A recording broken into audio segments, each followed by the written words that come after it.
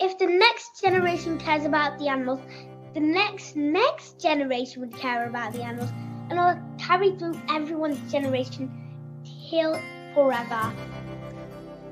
Hello, my name is Sasha Dench, but I'm better known as the Human Swan. I'm also the UN's ambassador for the Convention on Migratory Species. This year, the charity I founded, Conservation Without Borders, is launching a new expedition to follow the flight of the osprey, an epic migration of 10,000 kilometres through 14 countries from Europe to West Africa. As a part of this, we're doing a series of podcasts to highlight the global stories and connections this bird makes, to help us see our complex and challenged world through the eyes of this incredible animal. In this episode, we speak to Aneeshwar about how seeing a dead whale started his conservation journey, where his inspiration comes from for writing poetry, his plans for how the next generation can build a healthier planet, and how his passion for nature has not only transformed his own life, but his family's too. And all this by just 7 years old. Aneeshwar, thank you very much for coming and joining us on the podcast. It's really exciting. You can also have the record of being the youngest person ever to be in our podcasts. And yeah, congratulations on your Guinness World Record. Thank you so much. As well, I've heard that you've been on the Guinness World of Records too. I have indeed. Say what yours is for first. That's a good introduction to who you are. So mine is about being the youngest child male documentary presenter to ever go on COP27, 6 Ways to Save Our Planet. Right. Well done. Well done. Yeah, and mine is for flying a paramotor across the channel. But yeah, that was a couple of years ago now. So how did you get into conservation in the first place, Aneeshwar? And how old were you do you remember when you first started thinking about conservation? 4 to 5, somewhere between 4 and 5. I seen a dead whale dying of plastic and I wanted to take action and do something. Okay, and did you see that on a documentary, the dead whale dying of plastic? No, it was actually my teacher, my reception teacher showed me it. Wow. Okay. And then how did you go from seeing this dead whale dying of plastic to choosing art? This is art and poetry to raise awareness. Were you already interested in art and poetry? Well, not very much, but well, when it started, my dad suggested maybe we can do some art and make some little greeting cards to spread the awareness, and that's how I went into art and poetry. It just came with the heart. I started to say little poems about saving the planet, and I was also learning about it at school, and then I told it to my mum and dad, and then they thought, why can't we make a poem about the animals? Because you're learning about poems, it'll be nice. Yeah.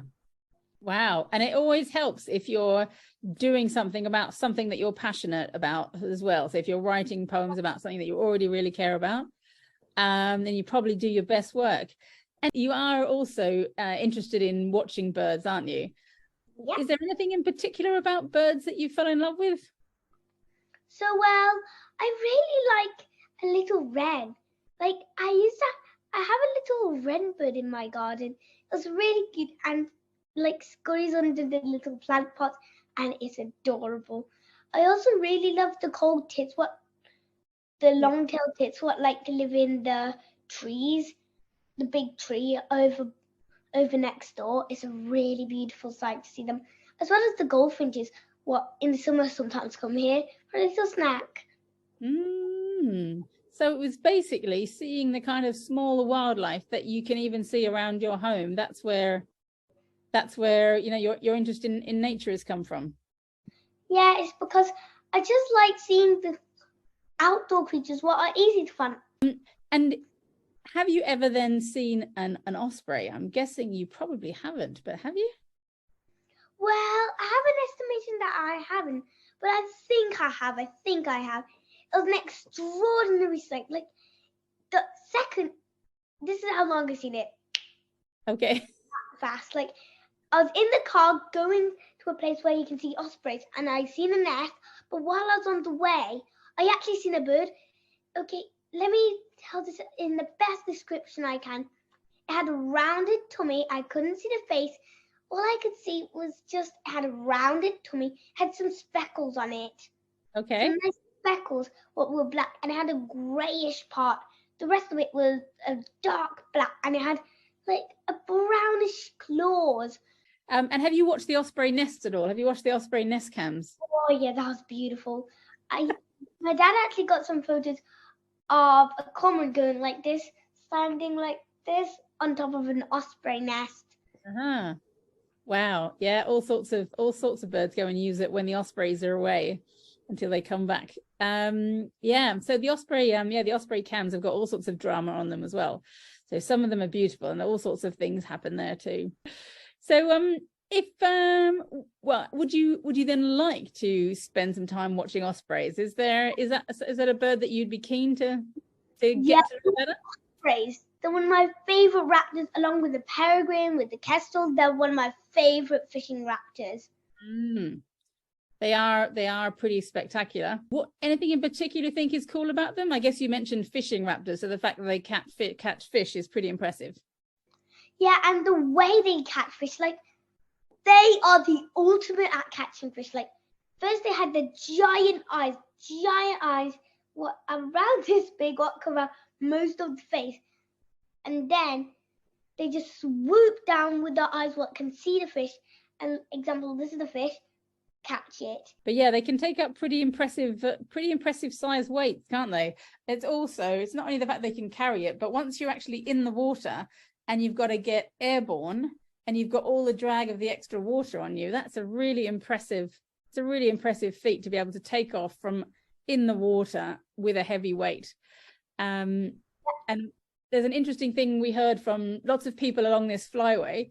Now that we've followed them on migration, we've had various people saying that the osprey is different to a lot of other raptors in flying, and that it's a really strong flyer, that it will fly in conditions that other birds won't fly in as well.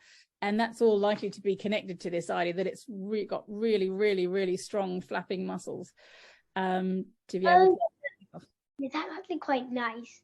And I'm really impressed of seeing that, how they can hold the fish. Do it the other side, right? So they do it like, hang on, are we right? They kind of grab it with two at the front and two at the back. They do something like this. It's pretty hard to do it with a human hand.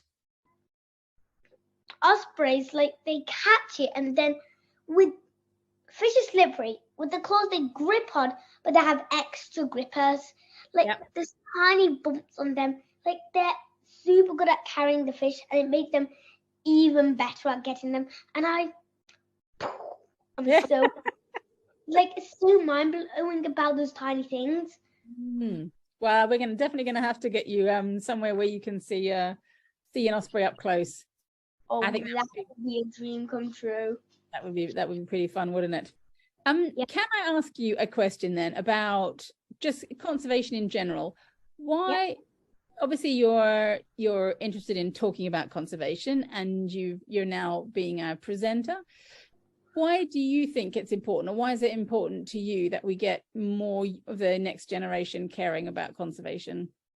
So it's about, if the next generation cares about the animals, the next generation would care about the animals, and it'll carry through everyone's generation till forever. And then that means the earth would stay very eco and very nice every generation, and it made them better, and then at the end, extremely, extremely good. So yeah, it's a really nice vision, I think. So my generation and my dads before me have seen it kind of slightly getting worse and worse and worse, and not without necessarily realizing it. It would be amazing if your generation can kick the turnaround that makes it all get better and better and better. Can I ask if are your parents both really interested in conservation? My dad is already nice at photographs, just he mainly takes photographs of big buildings and all like that. Okay. And when they have free time, they like to go out into cities and have a nice time there. But then I came along. Like, I was normally with them everywhere until I talked, and then they asked me, what are you going to do when you're older? And then I said, I want to do bird watching for my life. Like, that's what I said. Wow.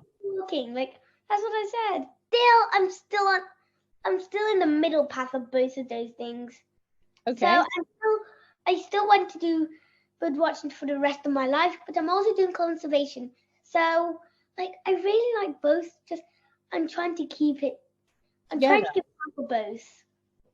Wow, that's a pretty big deal. What changes would you like to see people making to protect nature? I'd like to see them like taking action, leaving more trees for the birds to stand on, and more ponds for the ospreys and kingfishers to feed from. Nice. That would be great. Yeah, just bringing back nature would make a huge difference, wouldn't it?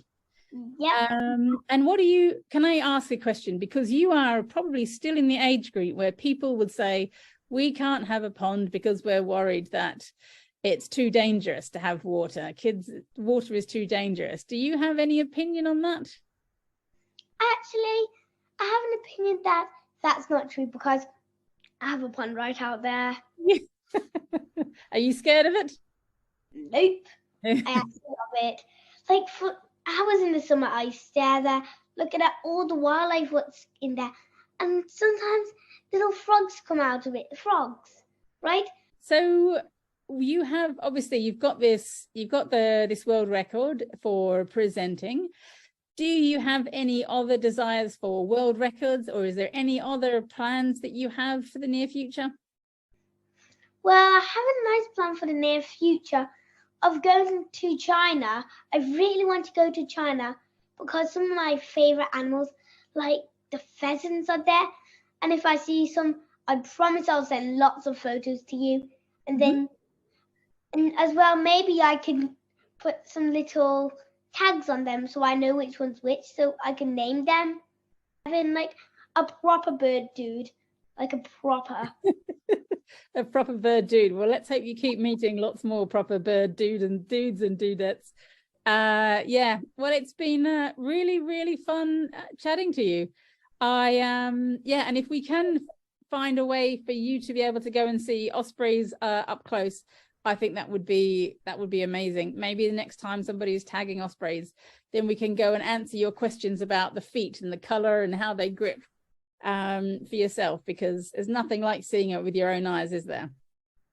Yep, that would be a dream come true, seeing an osprey not only up close but seeing it tagged.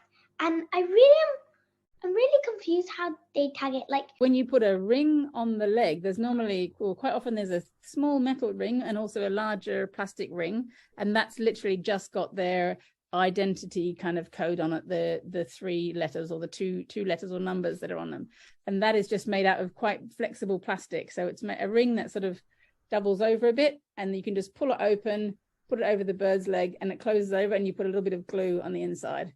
And that's got to be made just at the right size that it can freely move on the bird's leg but doesn't cause them a problem. It would be really cool if you could get to see all of that at some point.